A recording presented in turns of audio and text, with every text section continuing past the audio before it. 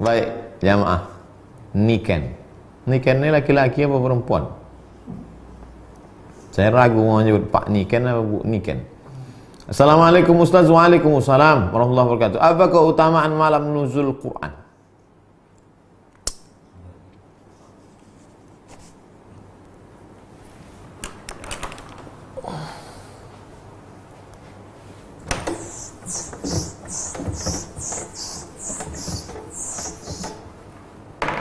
Inna anzalnahu fi lailatul qadr.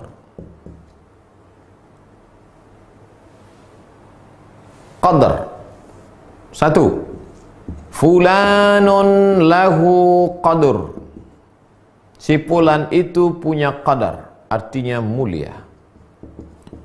Kalau nampak kita raja, fulanun lahu qadrun, itu orang mulia. Maka malam Lailatul Qadar artinya malam yang memiliki kemuliaan. Dua. Yufraqu fihi kullu amrin hakim. Inna kulla syai'in khalaqnahu biqadar. Khalaqnahu biqadar. Qadar di sini artinya takdir. Maka pada malam itu ditetapkan takdir secara detail. Takdir secara umum sudah ditulis di Lauhul Mahfuz. Tapi secara detail per tahun malam Lailatul Qadar. 3. Qudira alaihi rizquhu fayaqulu rabbi ahanan. Qudira alaihi rizquhu. Siapa yang disempitkan rezekinya? Jadi malam Lailatul Qadar disebut dengan malam sempit. Kenapa disebut malam Qadar itu malam sempit? Kalaulah malaikat itu berbentuk fisik, turun semua malaikat malam itu, dunia ini sempit. Syukurnya malaikat itu berbentuk nur, cahaya. Sehingga kalau kita kumpulkan di ruangan ini cahaya yang 100 watt, 500 watt, dia tidak mengambil, terang benderang. Itulah maka ketika pagi, salamun hiya hatta matla'il fajr, sampai terbit fajar. Fajar itu maksudnya azan subuh. Habis azan subuh habis, terbit matahari, redup. Kenapa matahari redup? Karena cahaya malaikat yang naik. Kemarin nampak saya redup Pak Ustaz di Riau, berarti Lailatul Qadar. Enggak, itu asap. Nah, 3. 4. Kata Nabi SAW, dulu ada orang zaman Bani Israel, zaman Nabi Musa alaihissalam, 4 orang. Malamnya qiyamul lail beribadah kepada Allah, siangnya jihad fisabilillah. Malamnya tak pernah tidur beribadah kepada Allah, siangnya jihad fisabilillah. 80 tahun tidak pernah buat dosa tarfata ainin, walaupun sekedip mata, tak pernah buat maksiat. Mendengar cerita itu, sahabat semuanya menunduk, lesu. Kenapa lesu? 80 tahun tak pernah buat dosa, ibadahnya malam qiyamul lail, siang jihad. Kita umur tak sampai 80, malam tidur, siang pun tidur juga. Maka menengok sahabat lesu sedih itu, turunlah ayat, Inna anzalnahu fi lailatul qadar. Kami turunkan Lailatul Qadar.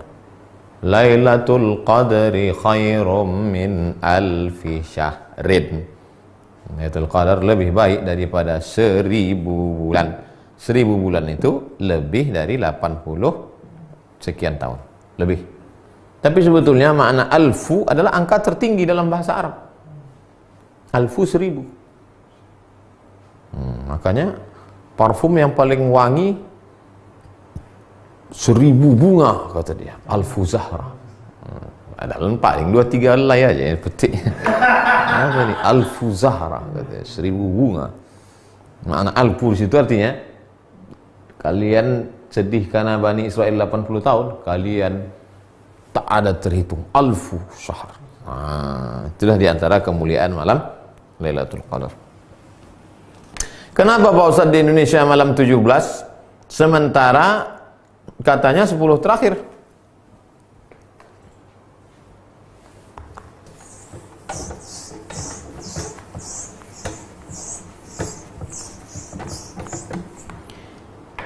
Inna anzalnahu fi lailatin mubarakah. Kami turunkan Al-Quran itu pada suatu malam yang penuh berkah. 2. Inna anzalnahu fi lailatul qadr. Kami turunkan pada malam qadar. Satu malam itu berapa? Satu tahun itu berapa malam? 360 malam. Malam yang mana? Diperkecil lagi. 360 malam diperkecil lagi. Syahrul Ramadhan alladzi unzila fihi al-Quran. Diperkecil menjadi 30 malam.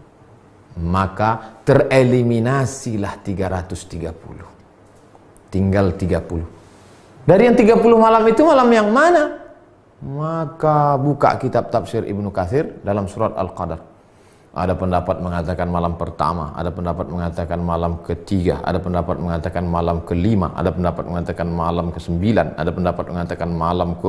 Terus pendapat yang mengatakan malam 17 di antara yang berpegang itu adalah mazhab Syafi'i.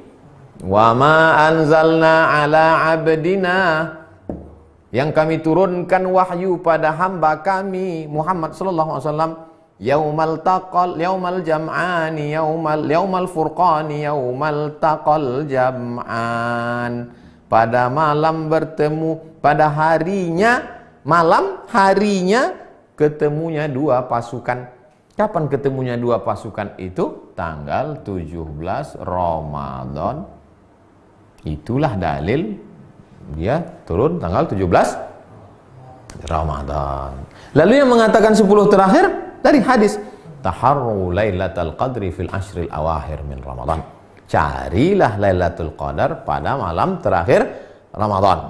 21 ramai iktikaf masjid, 22 kosong, 23 full, 24 mall, 25 penuh, 26 sibuk pasar bawah membeli, 27 puncaknya, 28 kosong, 29 balik kampung. Datang corona, kosong semuanya.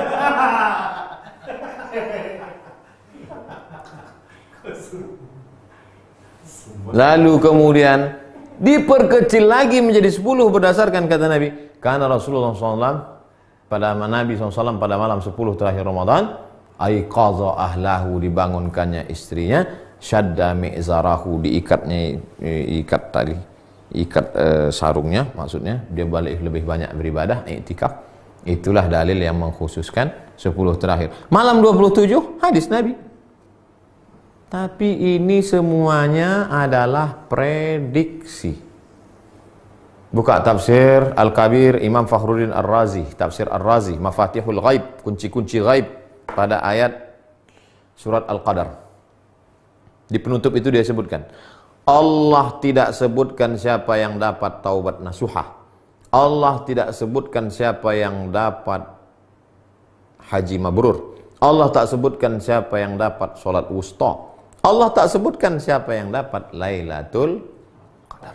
Supaya apa? Supaya kita tetap senantiasa berharap. Berharap itu bahasa Arabnya ar-raja. Ar-raja adalah salah satu stasiun mendekatkan diri kepada Allah Subhanahu wa ta'ala. Bayangkan kalau ditetapkan waktunya. Lailatul Qadar itu adalah malam 11. Maka malam 11 itu ajalah orang ramai. Malam lain kosong. Atau ada satu orang yang dapat ilham malam-malam. Kau sudah dapat Lailatul Qadar. Sampai mati tak ke masjid lagi. Pak Haji tak ke masjid. Udah dapat Lailatul Qadar dah. Jadi apa rahasia dibalik disembunyikan Lailatul Qadar? Supaya kita hidupkan malam dari malam 1 sampai malam 30. Malam ini malam yang ke 15. Malam Jumat. Belum ada meteor meletup lagi. Isi aja malam 16, besok malam 16, malam 17, malam 18 sampai ke malam 30. Mudah-mudahan kita termasuk yang mendapat Lailatul Qadar. Setelah mengalami Lailatul Qadar itu memangnya apa? Apakah setelah mendapat Lailatul Qadar jadi orang tukang cerita di warung kopi, tukang update status sudah dapat Qadar, atau makin takut pada Allah, atau makin ingat mati, atau makin khusyuk ibadah? Coba renungkan.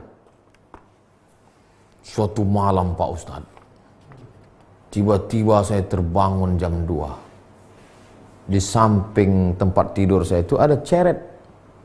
Mau saya tuangkan air, gak keluar Pak Ustadz. Rupanya malam Lailatul Qadar membeku air malam itu.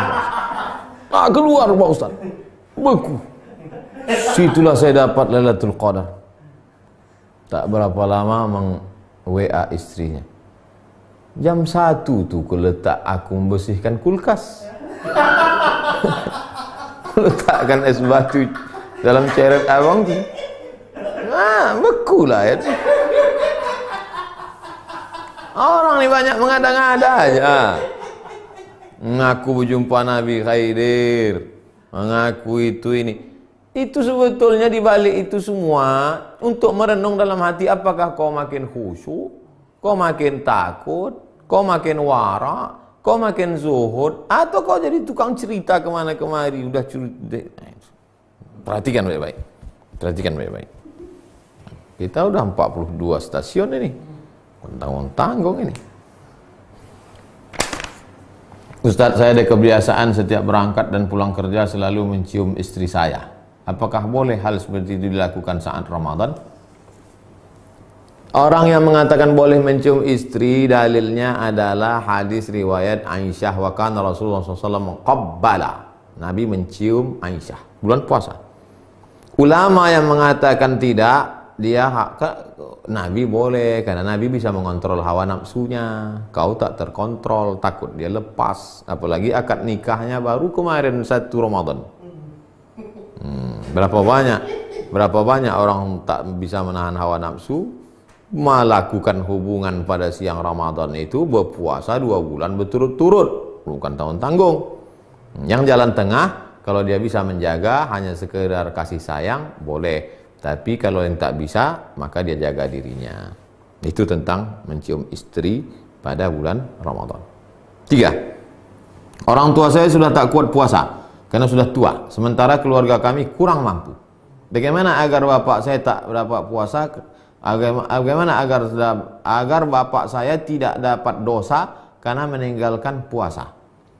Kata kuncinya membayar fidyah.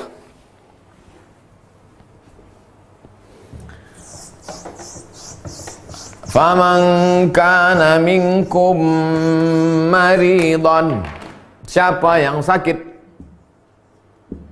au ala safarin, atau musafir,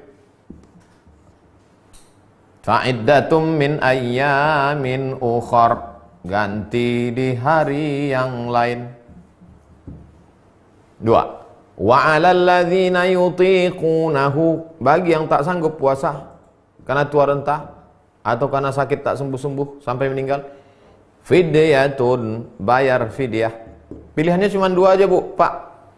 Pertama, ganti atau yang disebut dengan qadha, atau bayar fidyah. Bayar fidyahnya adalah 1 hari makan fakir miskin. Nah, itu tadi bapak tua. Bapak tua tak mungkin qadha, tak bisa. Nanti Syawal, Zulqa'dah, Zulhijjah dia bukan makin muda, makin tua. Makin tak bisa. Kalau begitu dia bayar fidyah. Yang jadi masalah Pak Ustadz, kami kurang mampu. Nah, kurang mampu kalau begitu, anak-anaknya ini masuk kategori mana?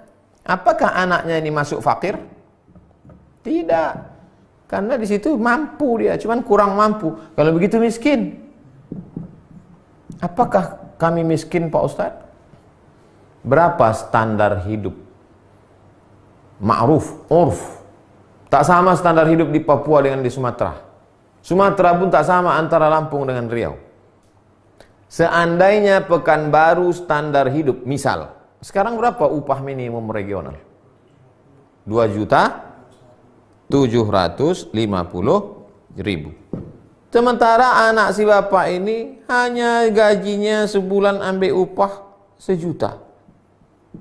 Maka kalian tidak wajib membayar fidyah. Malah kalianlah yang menerima zakat fitrah. Sampai kapan nih Pak Ustadz? Sekarang kau cuma dapat gaji 1 juta. Ya, maka kau tak bayar fidyah bapakmu, malah kaulah yang menerima zakat fitrah. Wah, akhirnya orang pun membayar zakat fitrah lah. Mulai besok 15, 16, 17 membayar zakat fitrah kepada engkau. Pas hari Kamis, tanggal 23 nanti hari apa? 23 Mei.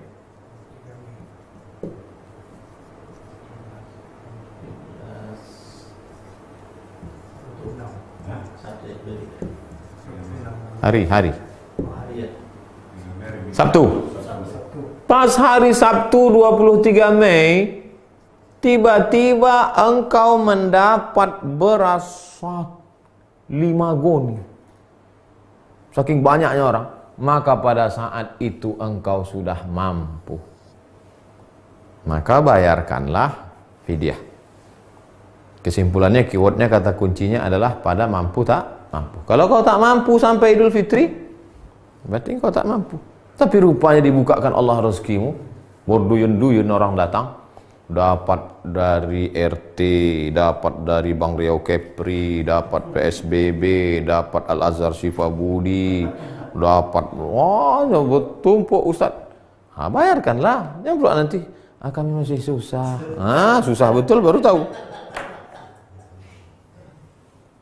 Jelas itu Pak, Bu.